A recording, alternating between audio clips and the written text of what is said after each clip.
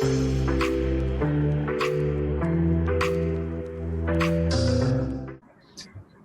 everyone. Welcome to Agency Reporter's special segment, which is powered by MIQ. The topic for today's session is performance with programmatic. Now, before we begin, I'd just like to set some context here. As we all are aware, the last decade witnessed a massive transformation of the advertising landscape, especially thanks to programmatic advertising coming into the limelight. Marketers across different sectors, different industries began to use innovative advertising strategies to grow their audiences, their customer engagement rates, and of course, the conversion rates as well. The algorithm-based advertising techniques have drastically changed how we look at the advertising domain today. So in today's episode, we, along with our industry experts, aim to divulge into an insightful conversation about how programmatic advertising has taken the industry by storm, the factors behind its increasing importance, and how it leads to an overall enhanced performance for brands. I'd like to introduce our panelists now. First off, we have Tejas Chaudhary. He leads performance marketing at Tata Click. Welcome, Tejas. Hi, happy to be here. Next, we have Ashutosh Singh. He's the co-founder of a D2C brand called Ye Naturals. Welcome, Ashutosh. Thank you, Sakshi. Thanks for having me. Next up, we have Madhurita Sen Gupta. She heads digital customer engagement and campaigns at DBS Bank. Welcome, Madhu. Thank you. Thank you so much. And last but not the least, we have Siddharth Dabare. He's the managing director at MIQ, which is a media analytics and tech solutions firm. Welcome, Siddharth. Thank you. Thanks, Sakshi. Thanks, everyone, for joining. So Siddharth, my first question is for you. Let's just start with how programmatic has evolved over the last few years. And in your opinion, what are the factors that have led to its rise, especially in our country? Yeah. So I think we have to go back a bit in history. The way internet advertising started, right? So there were a lot of websites, and later video networks also came in. Of course, search and social also evolved as the history goes of digital advertising. And people realize that the way we are buying right now ad space from multiple publishers separately and then trying to kind of do it manually, it's not going to cut it, because obviously internet was exploding, and there is a merit in doing it in an automated way. So that's where it all started fundamentally. And the reason why programmatic has been growing with leaps and bounds is because of the simple reason that it is a better technology. It's a superior technology in many ways. There were ad networks earlier, there still are, but there is a way in which you need to have the audiences and inventories consolidated in a single panel, because it's, as I was saying, it's just not feasible to kind of do the advertising which was being done earlier with different ad networks as well, even if the networks came in after the publishers came in. So definitely consolidation of audiences and automation of ad buying is something which is very, very important. On top of it, it being a better technology, it also allows benefits like brand safety, which is very, very critical. There are so many areas on internet where a lot of brands would not want to show their ads, and some areas could be risky as well in terms of who is accessing it and things like that. Then also viewability, very, very important, that there has been so much of fraud over the years in internet advertising, where you are being shown impressions, but then are they actually being shown to humans? Are they actually being seen by people who you are targeting or who you want to target? So viewability is very, very critical as well, and that is another reason why programmatic is able to enable that, and that's why it is growing. And also rich media, right? So there is a term called banner blindness. People are so used to now banners on the internet websites or on apps. Even on mobile phone, there could be a bit of a blindness. So it's very, very important that to use rich media to draw the attention of the audiences, of course, in the right way, in a non-intrusive way, but still in an innovative way, so that audiences who are seeing the ad, they get value out of it, and they also are able to notice it and take advantage of that. So yeah, all these problems put together, all these benefits put together, and all these problem solving is Programmatic is able to do. On top of it, it also allows as a technology to help businesses solve problems. Because what you can do is you can combine first party data, you can also have second party and third party data as well. So you can do a lot with data science, and then from there you can better your targeting. You can also work with better insights and then apply those insights into your programmatic marketing campaigns. So it allows a lot more stuff to be done with data as well, and that is the reason why, again, programmatic holds a lot of advantage. And yeah, all these put together, it's a great value proposition. Right. So my next question is for Madhu. Madhu, in your experience as a marketer and of using programmatic, how do you compare its performance with display and video networks? Thank you. Thank you so much for the question. And yes, Siddharth just painted the picture so beautifully in terms of the landscape around programmatic. Uh, it has definitely helped and enabled marketers like us in terms of driving reach at a certain frequency, which has typically been the largest challenge for all of us. That how do I reach my customers at the right time, intelligently.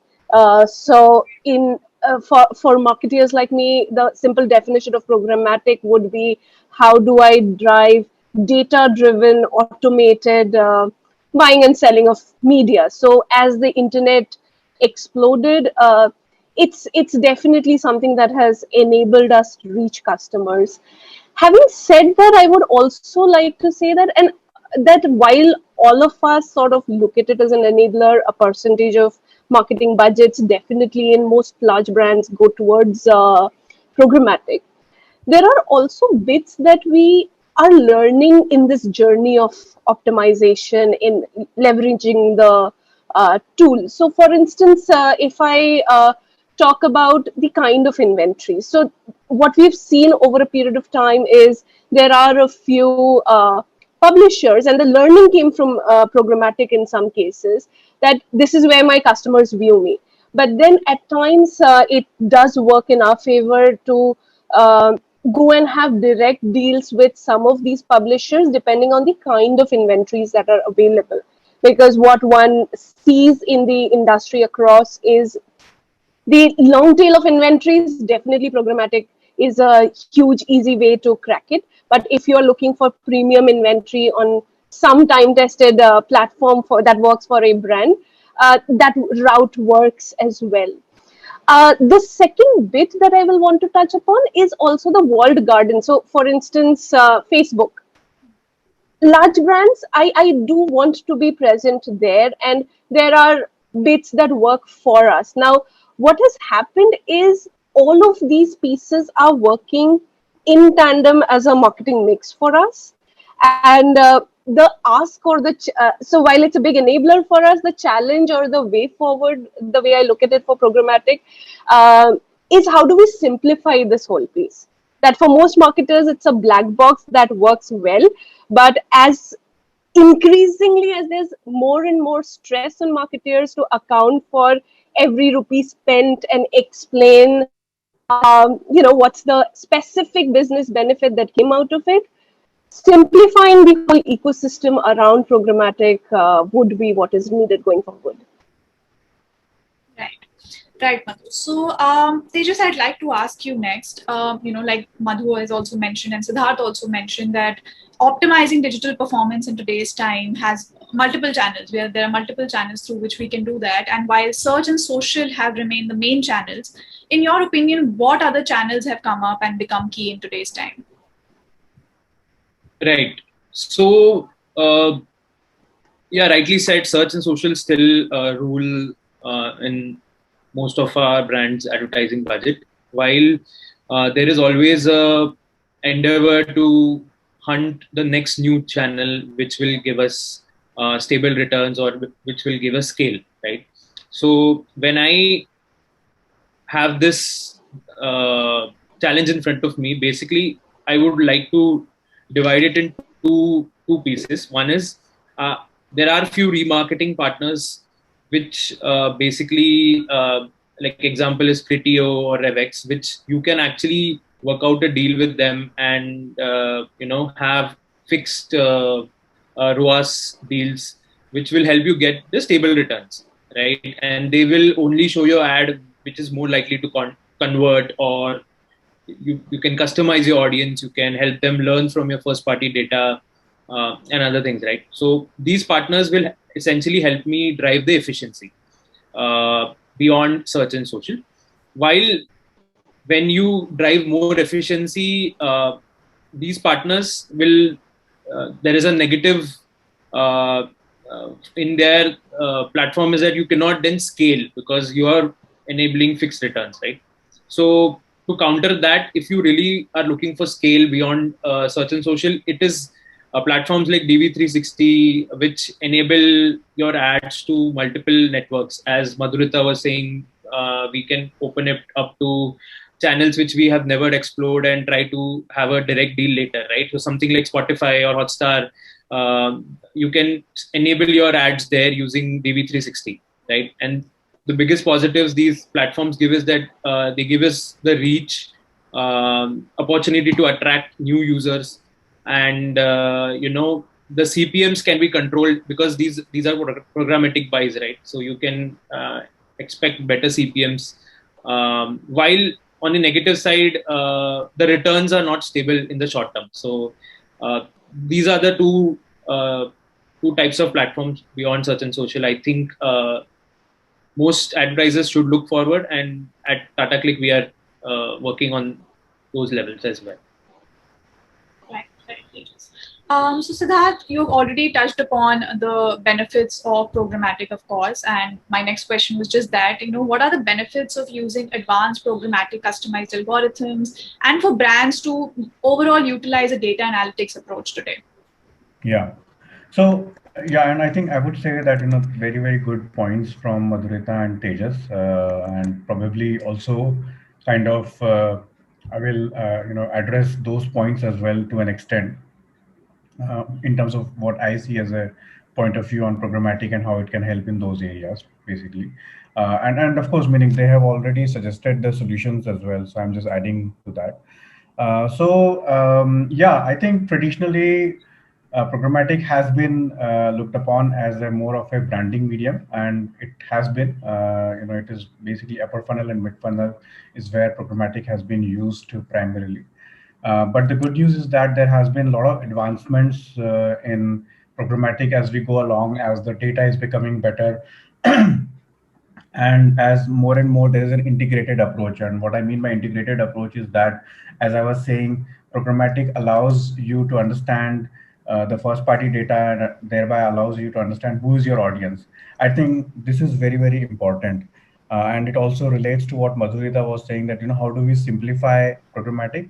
The one way of simplification of programmatic is that you work with data in a transparent way, and then you provide a lot of insights to the marketer, right?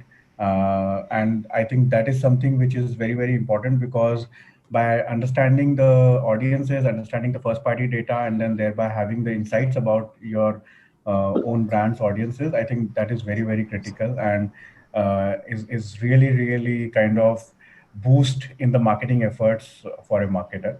So that is the first step where programmatic is now playing a bigger role. And of course, it requires skills in data science. It also requires access to data lake or data management platforms. But yeah, putting it all together, it definitely does simplify and creates more value, more insights for the marketers.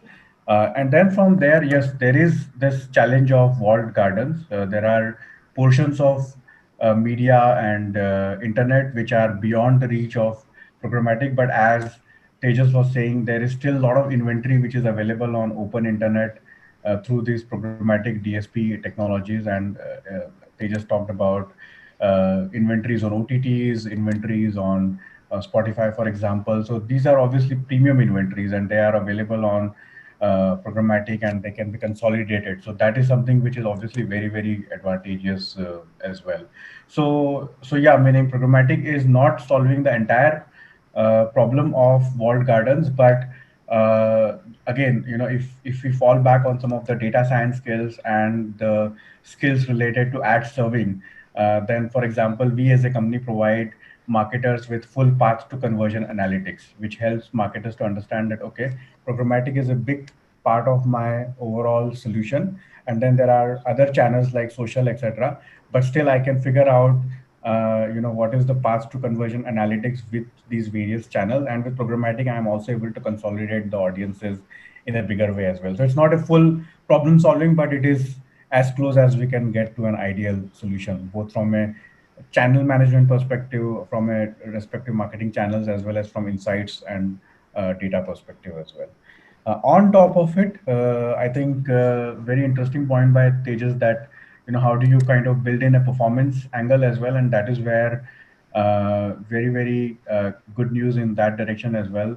These programmatic platforms are now becoming more and more sophisticated. So we have done a lot of work, for example, in the area of custom algorithms, and we have our own data management platform. So using our own data as well as first party data as well as custom algorithms, like a good combination of that is able to help in building ROI based campaigns, both on prospecting side and on retargeting side in programmatic. And clubbed with that, obviously, the huge consolidation of audiences which can happen on programmatic media it becomes like a very good big channel beyond search and social for you to look at a more predictable, more performance oriented campaigns. And We have been able to help even app advertisers with uh, 90. We have case studies where we've done 90% reduction in cost per install, as well as 30% reductions in cost per first order. And it almost sounds like very strong performance campaigns which are in line with search and social, which you do. Just one caveat: it is programmatic still obviously doesn't compare with search and social. Search and social definitely still remain the lower funnel campaigns. But what we have seen increasingly, and as a company, we have been doing programmatic campaigns for the last 10 years. And in India, of course, we are a newer entity, but worldwide we have been doing for the last 10 years. What we have seen is that it takes 2 to 3 months time for programmatic campaigns to stabilize. But after that, programmatic campaigns can outperform your other display and video channels in a very strong way. And with as I was saying, with increasing sophistication in the algorithms, we are able to bring in very strong performance angles as well. So touching upon the topic of open internet and consolidation, Madhu, my next question is for you. In your opinion, how has programmatic led to the consolidation of open internet display and video? Great. So let me take a step back there. What was the promise of programmatic, and what Siddharth right now touched upon is also the progress that's happening in that direction. That for a marketer, I do not have to go to 50, 100 countless different publishers, but instead I go to this one exchange where there is automated real-time bidding happening, and to that extent it should have happened. Has it happened to a large extent? I would say yes. But at the same time, if one were to look around and see that as marketers, there is also the whole bottom funnel conversation, the search and the social conversations that we alluded to in the earlier part of today as well. So, yes, it should happen over a period of time. Having said that, there are 2 points I would like to bring out. That every time as marketers we talk about programmatic, there is a cost conversation that's associated. And a rough estimate seems to suggest that for every rupee of media spends that we do, there is around a 30 to 40 paisa of technology cost that we need to stack up. And this is in an environment where we need to also explain this to a much larger stakeholder ecosystem and explain back the mathematics of how that return on the tech investment is going to come and stack up. That's one part of it where I believe that yes, while it's all bringing together the larger part of the open internet, how do we as brands maximize the power of that is something we need to start working on. The second point that I want to talk about is also the data signals. So Siddharth spoke about a lot of enhancements that are now possible, sharper targeting, how analytics can come into the foray in this domain.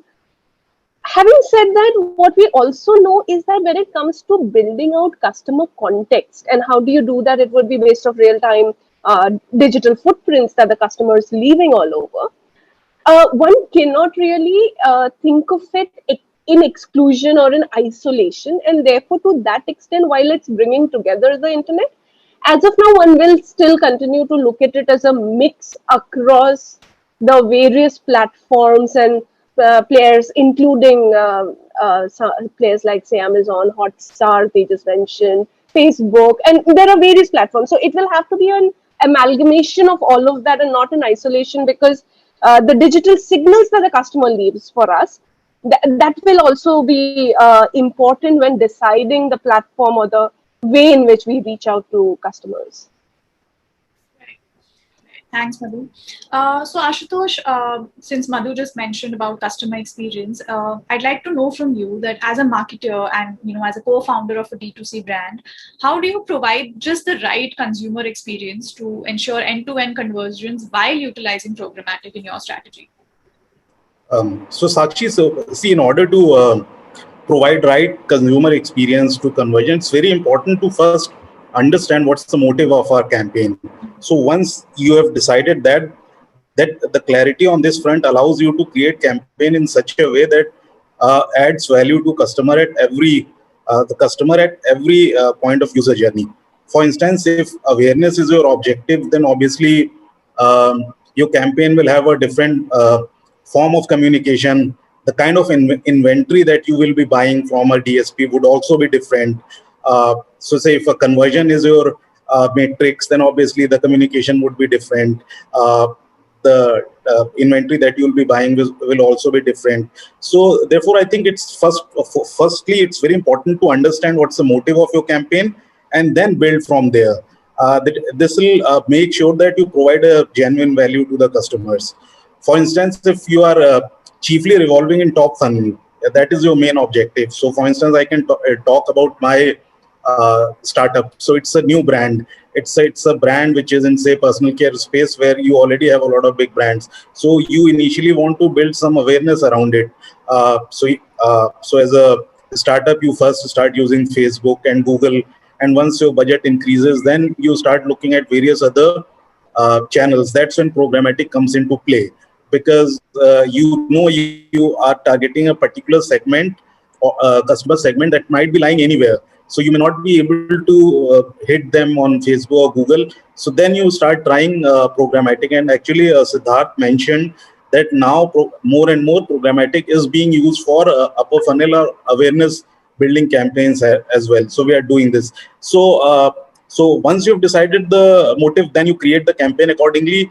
And then at every touch point, you make sure that the customer is being provided the right value. And that can only be possible if you've taken all the aspects of a campaign into regard, be it the communication, be it the, say, uh, the way you measure the conversion. You've put in the pixels in the right place so that you are measuring the conversions effectively, and you are iterating and improving upon it with every uh, passing day. So in case of, say, programmatic, I have seen in my experience that if you are running a campaign for, say, 2-3 weeks, then you may not add value to the customer, because it takes a lot more than 2-3 weeks for a programmatic campaign to actually start showing results, proper result. So therefore, it's important that you let the campaign run for more than, say, a month, and then you will see that it has started reaching the right audience, and then the customer will start loving it, and therefore the experience which is being provided to these customers will also improve with due course of time. So therefore, I would say, in order to make sure that you ensure the right consumer experience, you need to very clearly define what the objective of your campaign is going to be, and then you evolve from there and build the campaign, and then iterate, and then do say daily, weekly, monthly reporting, and improve upon that. So yeah. Right. So, since Ashutosh just mentioned about how important it is to set objectives beforehand, Tejas, I'd like to ask you, in your opinion, what are some paramount KPIs that you think should be set beforehand in order to, measure how successful programmatic is or not for the brand? Right. I think as Ashutosh also mentioned that setting the objective is quite important while kicking off campaigns, right? I'll give from my personal experience. We have done across funnel, right from upper, middle, and lower. So if I were to talk about upper and middle, which is more to drive the scale for, let's say, upper funnel kind of campaign, I will want more reach and frequency. And while I go slightly downwards, I will start tracking how many people are actually visiting my app or website. Then the cost of that visit. So cost per visit is something which becomes important to determine when we are comparing, we'll start comparing with other channels as well. So that is more on the upper funnel and mid funnel. Also, if in a commerce scenario, like an e-commerce scenario, you will also want to measure cost per add to carts because in the middle funnel that also becomes quite important KPI. In lower funnel, it's pretty easy. ROAS becomes the paramount KPI because that's what all campaigns will focus on. In case of few objectives, like if I want to drive new customer acquisitions, I will also focus on CAC, which is cost of customer acquisition cost, and cost per order. In case I'm targeting mixed sort of audience, new plus repeat. So across the funnel, I think these are the paramount KPIs. Right. Coming back to Ashutosh, I'd like to know how important do you think is to test and learn different approaches to ensure impactful programmatic campaigns? Sakshi, see, testing and learning approach is the most important approach to run campaigns in digital space or even in offline today. So what is this approach? So it's actually a say data-driven approach to continuously improve the performance of the campaign. And now there are various kinds of methods used by marketeers to continuously iterate the campaigns. So one of the most important method that I have used in my digital journey so far is what I call, or what is normally called, say, conversion rate optimization approach. Now there are various kinds of approach, but it's important to understand that the testing and learning approach is the bedrock of any digital campaign, be it the social media search or even in programmatic. Now there are various strategies that can be used. One of the most effective strategies which I've used in my startup and even in my previous work experience was what we would call conversion rate optimization approach. It especially holds true for say e-commerce products where sales is an important objective for you, most important objective. In case of say B2B or SaaS based products campaign, it might not be so even there it might be important. So what is this conversion rate optimization approach, which I believe is the most important testing and learning approach? So there are other approaches as well. So for instance, you increase conversion rates through testing variations. You test various form of say ad formats. You test various form of say campaigns on various days on time, and then you keep testing and iterating and until you reach a optimum state. So and the second objective of CRO strategy is that you learn from previous test and apply those findings to future marketing decisions. Uh, so so this is how you go about testing and learning. You continuously you do daily, weekly, and monthly reports, and you iterate on the basis of that until you reach a stage which can be called a stagnant stage, where the improvement happens very gradually. Now, whenever I want to run, so now every person has a different approach to it.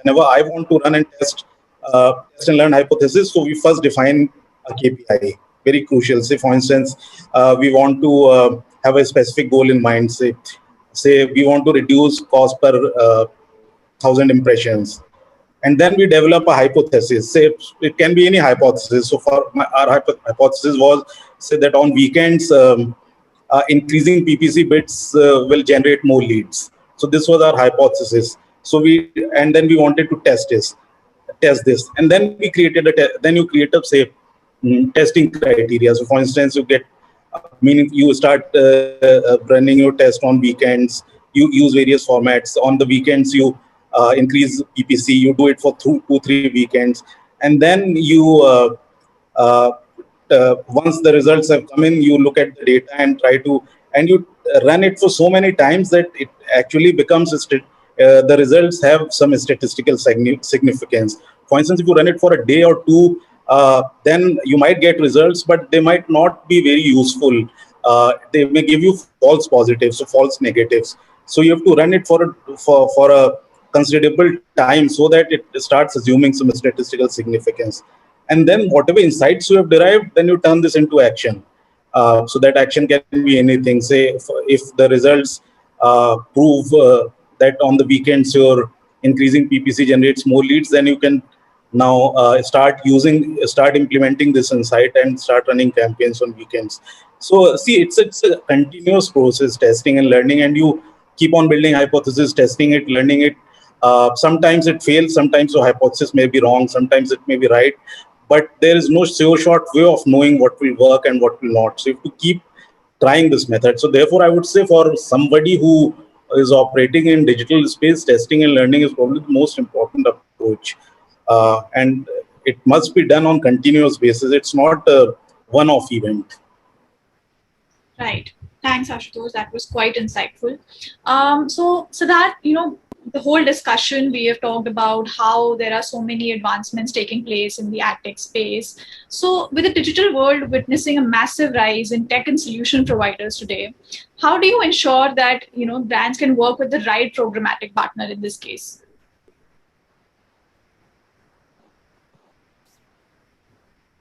Sorry, I was on mute.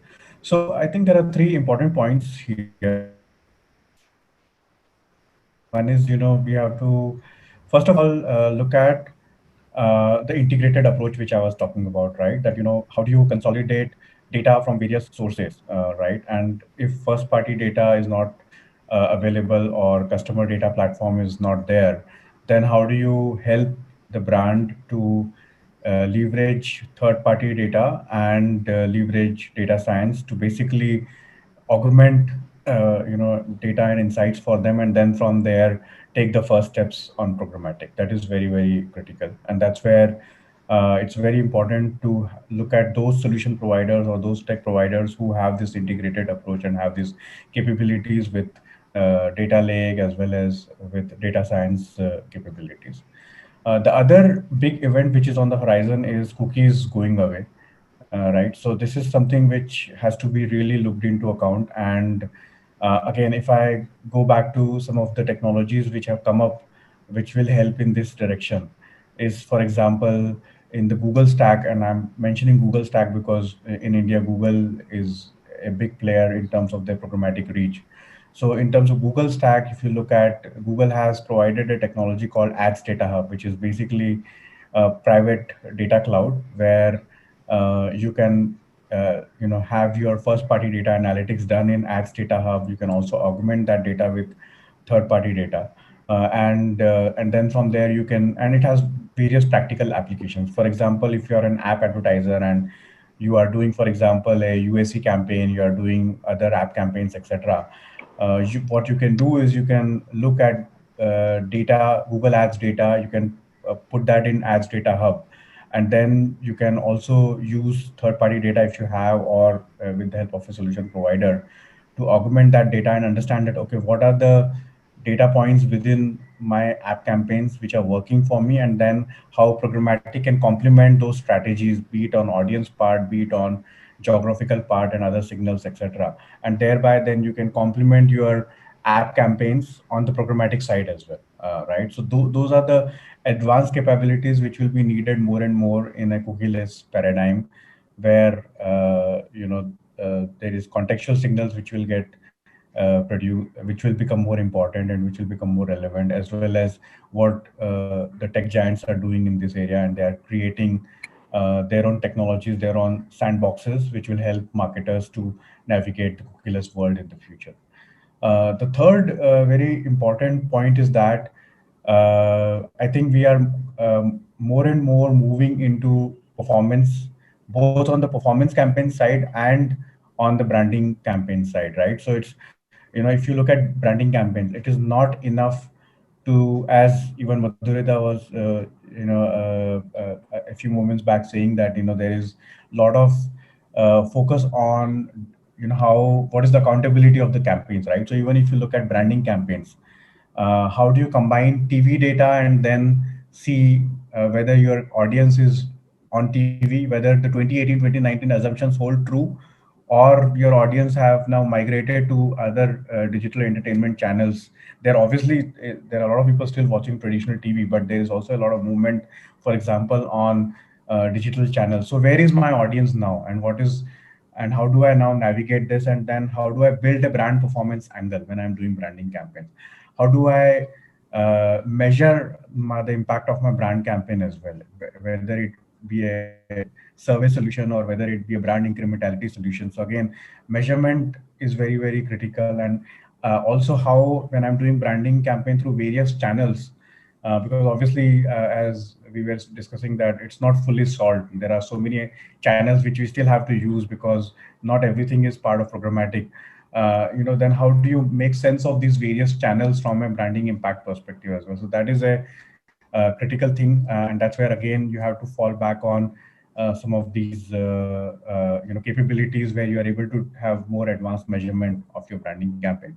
And even on the performance side as well, right? It is not enough that if you are doing a programmatic campaign, you're doing a display and video campaign.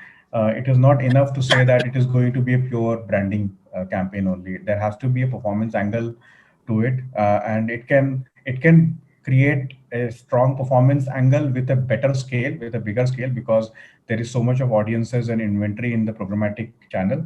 And as I was saying, with the advancements of you can integrate data, and then you can have custom algorithms, so you can compress the timelines for getting the performance, getting the ROAS, as well as you can have those at a higher scale. And on top of it, you can also have the analytics and insights that, okay, these are the channels within programmatic also which are performing well for me, and then how do I double down on that as I go along as well, and still maintain a good scale and things like that. So I would say, in summary, these 3 points, which is basically, how do you have an integrated approach, or how do you partner with a solution provider who is able to have an integrated approach? How do you basically look at both branding and performance with a stronger performance angle, with stronger measurement angle? And how do you also look at the past assumptions which are not applicable now, and you have a solution provider who is able to work with newer paradigm which has emerged? And obviously we have all gone through a transformation in these 1.5 years, so very, very important to be future ready, and from cookieless paradigm perspective, as well as so much of changes which have happened in the last 1.5 years. Right. So sticking to the newer paradigm that Siddharth just mentioned, and the fact that obviously during the pandemic we've gone through so many changes in this sphere, Madhu, I'd like to ask you, in your opinion, what are the new trends that you are witnessing in the online marketing space, and how do you think that marketers or brands should look into data and utilizing it for their campaigns and strategies? And the first thing which Siddharth covered was a complete shift in the baseline. So there are assumptions that we as marketeers have been working with over the years, starting with something as basic as which are the cities you should target. And I'm just taking that as an example, that now in light of the pandemic, one doesn't really need to be in a certain base location, large metro. People are working out of their native towns, and therefore from a targeting perspective, the whole paradigm shifts there, and therefore one would need to do things differently. Having said that, the one wonderful thing that has happened for marketing is a huge proactive adoption of digital from the customer side. Because in what we had been trying to do, and we had seen that shift happen gradually from sometimes, say, 2005 onwards and so on, in the last 2 years there's been a huge shift, and more so in the last 1 year, where people have adopted digital like never before. And what that brings me to the third and possibly the most important part of it is the need for better, seamless digital journeys. That as customers, that we were used to doing a lot of things in the physical world. So I see an ad on any of the publisher sites, and then typically in a reach frequency campaign or similar campaigns, the expectation would be that okay, from there on, the physical world and leads and the supporting call centers and physical branches and shops in some cases, they will all come into the picture and complete the ecosystem. Now the huge need is to shift to a full funnel marketing approach, where you start with using the open internet, using the publisher networks to reach out to customers. But from there on, what is the experience that a brand is able to deliver?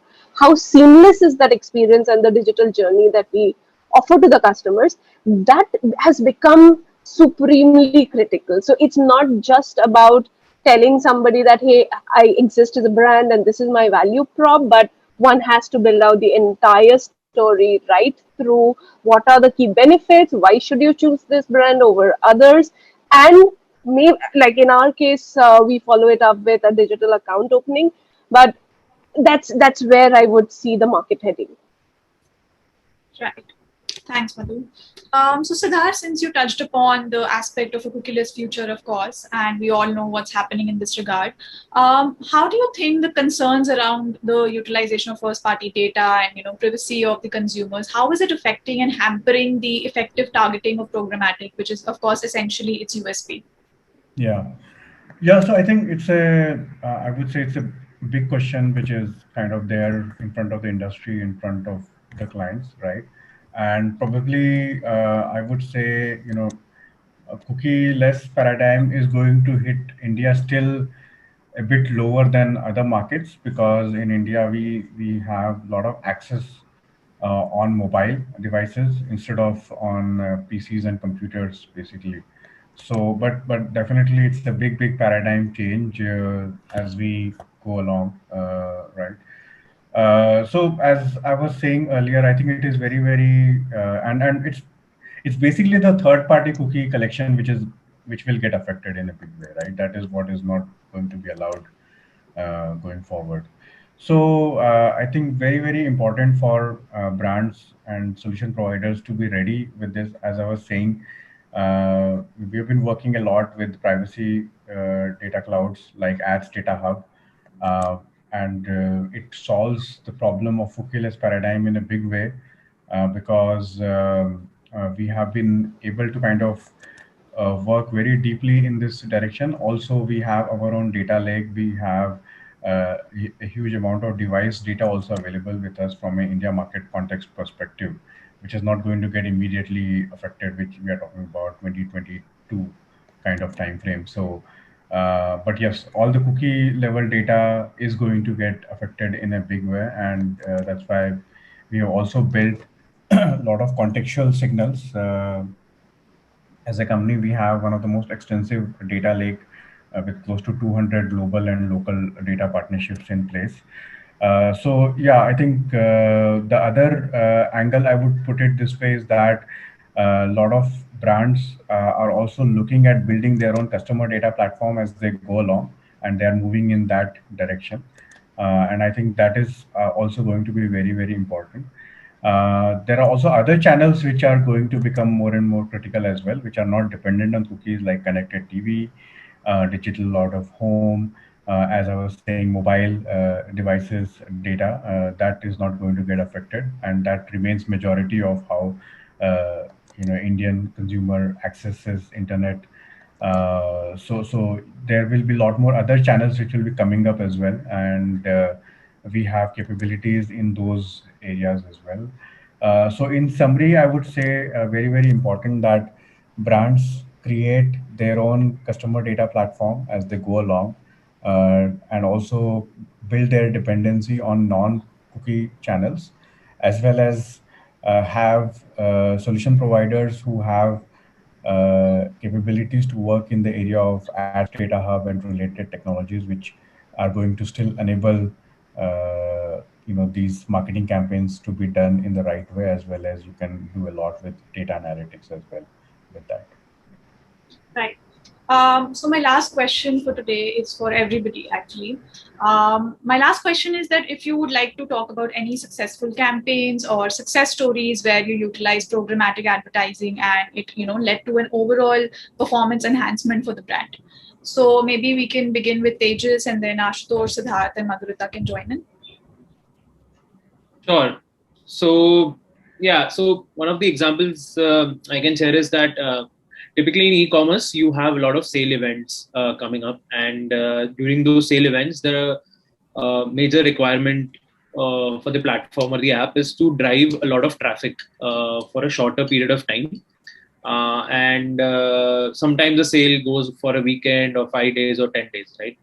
So in one of our cases, we actually use DV360, which is a programmatic platform, and we used it for a sale event a couple of months back, and we really saw a great decline in the. So basically, the idea was to generate a lot of traffic. The goal was very simple. It was not performance-oriented goal. It was more an awareness and consideration goal. So using this platform, we really cut down our cost per visits, and so as to comparison to the usual mediums like Facebook and Google.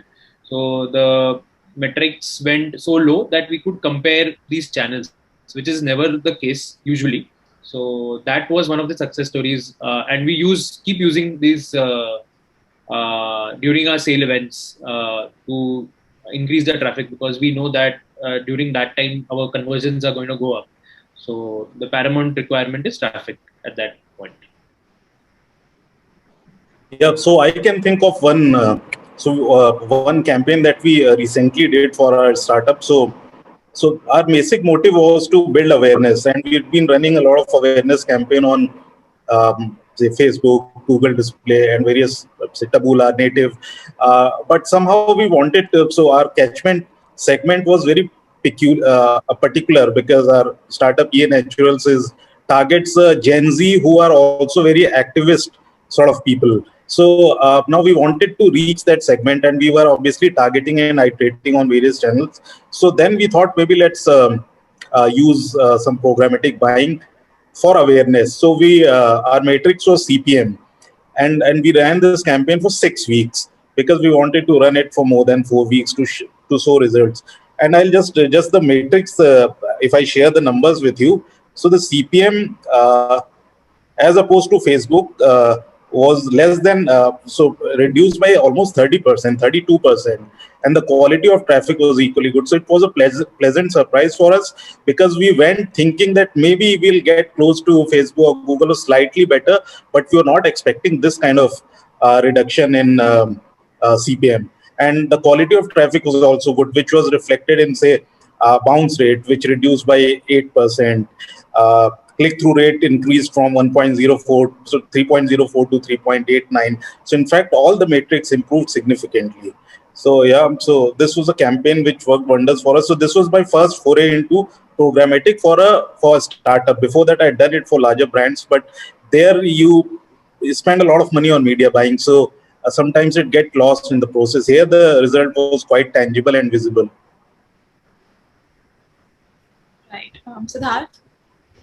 Yeah, so recently we did a very interesting campaign for a leading beauty cosmetics brand. So what we did was basically we targeted, geo-targeted by pin code, very granular geo-fencing kind of targeting for different salons which they have all across India. And we have a very interesting technology where we are able to repurpose the best performing social creatives without any effort from the brand into programmatic environment. So we repurpose their best performing social creatives for programmatic, and then when a consumer would click on an ad which is being shown and it is customized in a geographical area, then the consumer would land actually into the business WhatsApp business account of this brand. And the targeting which we had was also interesting. So we had an apography based targeting where we were targeting those who are using apps like Nika or Purple on their devices, or those who are basically frequent salon visitors from an offline visitation data signal perspective, or in market audiences as well, which are into beauty, fashion, and hair care. And there was one more very interesting innovation which we did, was that we have a technology called demand sync, where we are able to understand how consumers are browsing for beauty related products, and it can be for any product category where people would be browsing on internet. So basis the intensity of the browsing, we are able to sync our campaign and then increase or decrease the intensity of the campaign as consumers are browsing for that particular product category. So because of that, when there is more demand, when consumers are looking for more of these cosmetic products, we are able to increase the intensity of the campaign. And when there is lesser demand, we are able to decrease the intensity of the campaign. So overall, very, very strong results. We were able to increase the CTRs by 1.2 times as compared to the best of the other display channel which they were using. And overall, we also did a brand survey. So there was a 4% increase in overall brand awareness, and 62% of the users exposed to the campaign were likely to consider this brand in the future. Madhurita? Great. So, Tejas, Ashutosh said, we've also seen success on programmatic when trying to drive reach frequency campaigns. So, we do have, we've seen success when, say, entering a new geographic location, trying to drive reach there, also by way of driving video reach, talking about propositions, how to videos into a new market. We've seen effectiveness using platforms like DV360 in those use cases. Right. Thank you, Madhurita. And thank you, everyone, for sharing the success stories of your campaigns. And with this, I'd like to conclude this session. And I think this was quite an insightful conversation. And it's very evident that with more and more ad formats coming up, data-driven results, and obviously more competitors than ever, marketers need to have the right strategy to succeed in the next generation of digital advertising. And of course, with its own strength and challenges, I think the industry is increasingly recognizing the need to align programmatic with its existing strategies in order to achieve the desired results. And as ad tech continues to evolve and improve along AI and machine learning, I think programmatic is expected to stay and help brands achieve better performance and optimum ROI in the longer run. So thank you so much, everybody, for joining us today in this session. And I hope to host you another time in the near future again.